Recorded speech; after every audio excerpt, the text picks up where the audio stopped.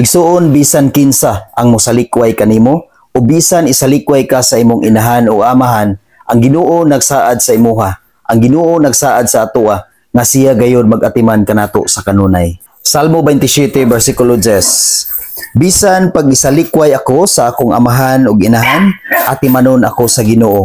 Mao kana ang saad sa Ginoo sa atong kinabuhi igsuon.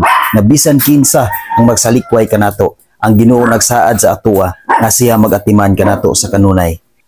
Maong igsuon, salig lang kanunay sa Ginoo, liguna ang imong pagtuo ngadto kaniya, liguna ang imong pagsalig ngadto sa Ginoo ug ayaw gayud kabalaka.